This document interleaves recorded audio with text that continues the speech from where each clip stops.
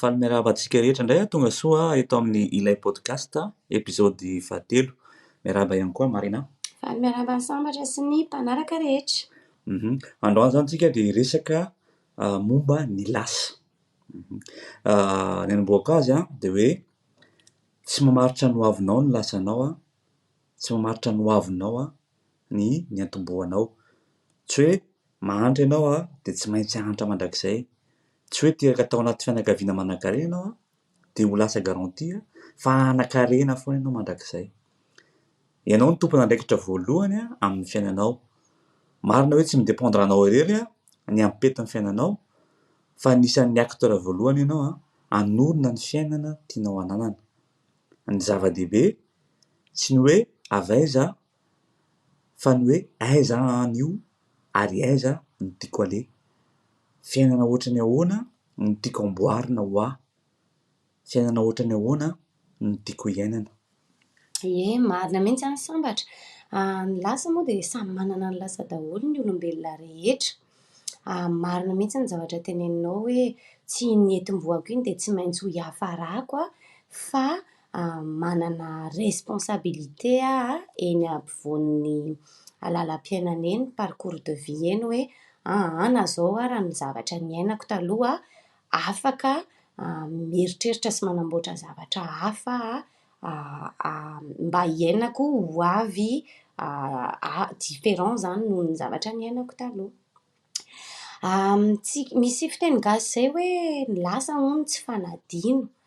Marina tokoa hoe ny lasa tsy fanadino kanefa ny tiako tenenina hoe ny lasa ihany koa tsy tokony atao fonenana. Satria ny lasa zany dia toerana ohatrany hoe tsy diana iny mba hanamboarana ny famindra fa tsy hoe toerana hoe mila mijanona eo foana amin'ny lasa hoe ny lasa tsy fanadinoana dia aza dinoina mihitsy ny lasa dia tazomina eo foana ny lasa. Ny lasa zany ohatrany hoe toerana no nanazavako anazy teo angamba e, toerana hoe mitsidika any hoe nefa nisy zavatra ohatr'izao tamin'ny lasako nisy fomba ohatr'izao nataoko tsy nisy vokany afa-po anahy dia à partir an'izao zany dia ahoana ny hanamboarako an'iny mba hananako résultat hafa indray zany mba hananako ahoana moa zany ny afaka hitenenana an'izany ohatrany hoe hanamboarana famindra zany ohatrany hoe mba tsy hamerenana ny erreur izay natao tany aloha na tsy hamerenana ny mauvaise expérience izay efa hita tany aloha. Dia ny tiako tenenina koa ngamba hoe ny lasa dia ohatran'ireny hoe rano raraka ireny tsy afaka arofona intsony. Izany hoe tsisy ninona afaka ovaina intsony amin'ny lasa, tsisy intsony mihitsy. Dia ny azo atao izany dia ohatrany hoe manaiky, tsy hoe ohatrany hoe fa ny manaiky sy misintona lesona tamin'izay mety ho soa nentin'iny situation iny. Be dia be mantsy ny olona ohatrany hoe lasa important be loatra ilay lasa tsy mandroso intsony mihitsy ary ny olona fa lasa mitapikitra amin'ny zavatra lasa dia lasa tsy misy inona moa zany tsy misy fahafahana mi-évoluer intsony zany fa lasa miraikitra amin'ny iny lasa zavatra niseho iny. Ohatra hoe inona re izao ny afaka exemple azoko atao tsy haiko hoe ohatra hoe manana exemple ve ianao sambatra ohatra? Ohatra angamba hoe taloha mety manana tsy haiko mety nisy ohatra hoe fahabedesana teo amin'ny fahazazana ohatra dia lasa mety hoe mi-impacté be amin'ny fiainanao ilay izy taloha dia lasa iny foana no raisinao dia lasa tsy mivoatra intsony izany ianao aty aoriana. Mety ve izay ohatra ny raisiko izay? Oui, mety izay. Misy cas maromaro mihitsy moa zany aty Eoropa moa zany, any Madagasikara moa tsy fantatro fa misy cas maromaro mihitsy izao namako akaiky niaina zavatra ohatr'izany mihitsy hoe taloha reny atao hoe enfant maltraité ireny izy izany tao anivon'ilay fianakaviana satria hoe reny kely no nitaizana azy dia rehefa tonga ny taty aoriana dia ohatrany lasa nieritreritra foana izy hoe de toute façon izaho efa tsy tian'ny olona foana hatramin'izay dia tsy afaka nianatra tsara, tsy afaka nifantoka dia ny dikan'izany zany dia dia olona tsy afaka hanampahaizana, tsy afaka hanana fahalalana mihoatra fa dia zay ananako eto dia hitazomako dia je me satisfais de ça fotsiny. Dia lasa ohatrany hoe lasa victime zany izy dia lasa tsy nampandroso fanazy mihitsy izay situation izay. Nefa misy olona na ataoko raha hoe niaina zavatra tena mafy izy tany aloha tany nahay nandroso izy ary lasa tena tafavoaka mihitsy izy amin'ny lafin'ny fiainana taty aoriana. Dia zavatra ohatran'izay zany ny tena tiana ho ampita hoe ny lasa dia tokony outil ohatrany hoe tokony hoe raisina ahafahana manamboatra famindra sy ahafahana manangana fiainana le mba tena tiana hiainana zany. Izay ngamba ny afaka resahana. Ia, satria marina izay teny marina azy satria azontsika atao tsara mihitsy manala izay fanenenana izay satria le fanenenana tsy mitondra antsika soa fa ny azontsika atao dia raisitsika fampianarana iny zany mba ahafahantsika manana hery vaovao ahafahantsika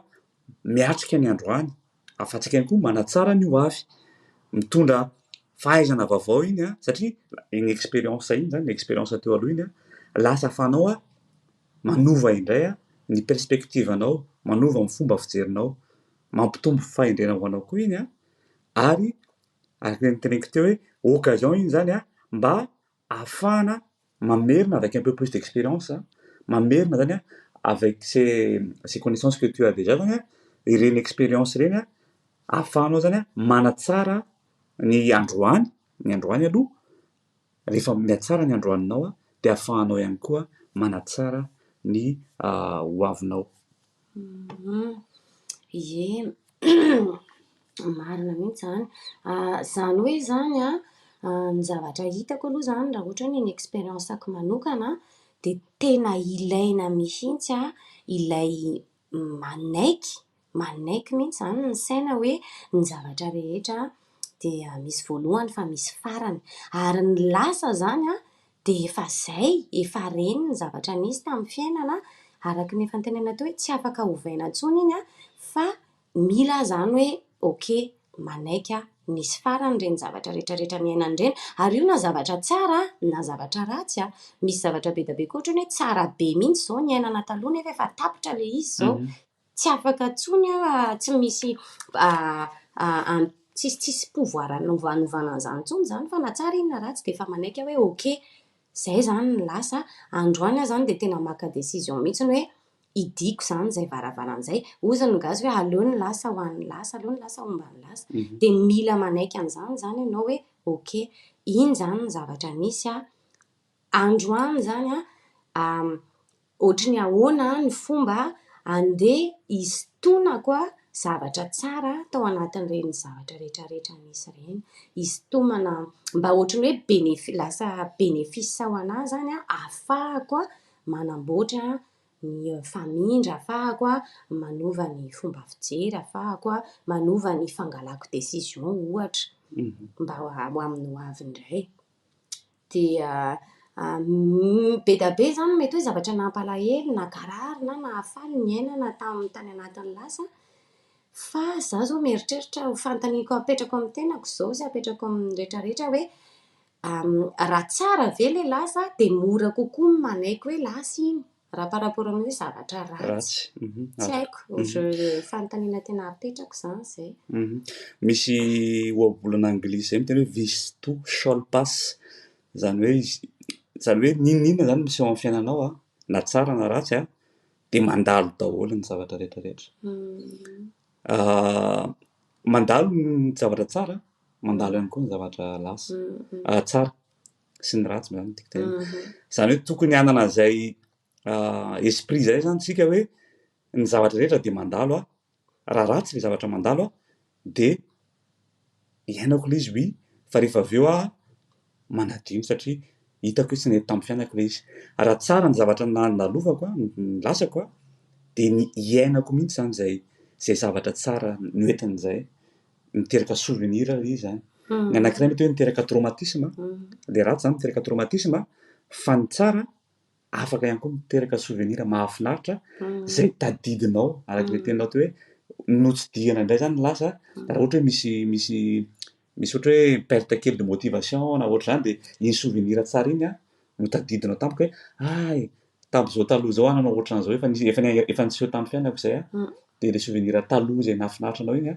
no lasa ohatran'ny hoe mibooster kely anao indray zany am'le ankehitriny a ahafahanao miatrika le zavatra iainanao androany. Tena marina mihitsy zany, marina mihitsy zavatra nyteneninao zay, ary hoe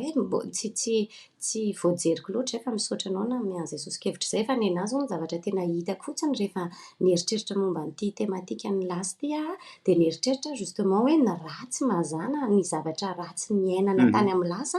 no tadidy matetika raha ny amiko moa zany ohatran'ny hoe zay plutôt ny ainako nefa misy zavatra voilà effectivement tsara kokoa afaka sitomina koa ary rehefa le ratsy zany no tadidy nitazomina de justement matetika lasa nenina le fandresahanao teo hoe tsy tsara koa le mijanona hoe nenina fa nisy fanamboara lesona zavatra entina manamboatra fiainana foana ny tao amin'le lasa donc le nenina zany ohatran'ny hoe tsy raisina le izy hoe takizay tsy nanao an'iny tsy nety mihitsy ny zavatra nataoko iny ny décision ndraisiko iny fa tena hoe nitondra zavatra nampahafantatra na zavatra be da be iny situation iny de manomboka izao de tsy hanao an'iny intsony zany donc lasa zavatra tsara zany le izy fa lasa tsy sentiment négatif hoe nenina ny ao anatinao fa lasa sentiment hoe nandray lesona nitombo expérience entiko miatrika ny fiainana. Anapiko kely an'izay ngamba de misy image ty sendra hitako teto tampoka hoe le hoe lâcher prise nisy expérience kely natao tamina olona mena taratasy stylo pardon mena stylo izy de niteneny izy hoe omeko anao ty stylo ty de avotsory de nalainy le stylo de navotsiny le stylo de nilatsaka tamin'ny tany de ozy le olona hoe tsy izay ozy izy ny tiako ataonao fa omeko anao ty stylo ty de aza fikiriny fa sokafa fotsiny ny tananao de mipetraka teo ambonin'ny tanana zany le stylo zany hoe tsy nilatsaka zany hoe ilay expérience taloha ilay traumatisme na tsy haiko zay zavatra rehetra mety lasa taloha tsy fikirinao iny zany fa hoe lâcher prise zany hoe avotsotrao zany eo ihany le lasa taloha eo ihany le traumatisme ekena zany zay hoe nisy an'izay le izy fa tsy manakana anao mihitsy akory iny iaina zany hoe tsy mifikitra amin'iny zany ianao. Ay azoko tsara zany hoe le stylo eo ambony tanana zany misymbolise hoe mbola eo le zavatra rehetrarehetra taloha fa zany hoe tsy fikirinao iny fa efa malalaka misokatra amin'ny tanana zany mba ok tsara kely le image raha ny resaka lasa moa be da be mihitsy ny zavatra fa azo resahana fa zany hoe angle anankiray fotsiny ihany iny resahantsika androany iny de androany zany izahay raha sitrakareo moa zany raha mazoto nareo de mba manentana anareo zay hoe inona ny zavatra mba hijery an-tantena zany de hijery hoe tao anatin'ny fiainanareo inona ny zavatra tena nanamarika anareo zavatra niainareo tamin'ny lasa moa zany satria lasa foana le resahantsika ny zavatra mety tena nanamarika anareo tamin'ny zavatra niainanareo tamin'ny lasa de mba metram-panontaniana zany nareo hoe inona ary ny zavatra afaka ny sotonina inona no fetraikany iny tamin'ny fiainanareo inona ny vokatra netin'iny zavatra iny tao amin'ny fiainanareo de zay zany no mba ohatrany hoe exercice kely mba entananay proposena aminareo an'izay mazoto moa zany mba ahitana zany hoe ny zavatra niainana rehetra misy zavatra foana netin'iny ho atsika de mety hoe faharetana ve iny no lasa nanananao après an'iny mety hoe niteny be foana taloha de nisy zavatra niseho de lasa nanosika anah le izy hoe non manomboka zao aleo mangina aloha rehefa miatrika zavatra ohatry ireny fa tsy teny be foana ohatrany nataoko taloha mety hoe niteraka fitadidiana ve iny hoe tena tadidiko foana ty zavatra ty fa tsy amerina an'ity intsony mety be da be zany no zavatra mety afaka ny sotomina de zay zany no mba anentana ny anareo raha mazoto nareo dia na manoratra na ny anaty commentaire na ohatr'izany miferiparanay izay mba hitanao lesona izy tominao tamin'ny lasa. Ia, dia izay indray angamba no fandaharantsika izany androany momba ny lasa dia mametraka ny veloma mandra-pitafa indray ho amin'ny episode fahaefatra. Mandram-piona indray.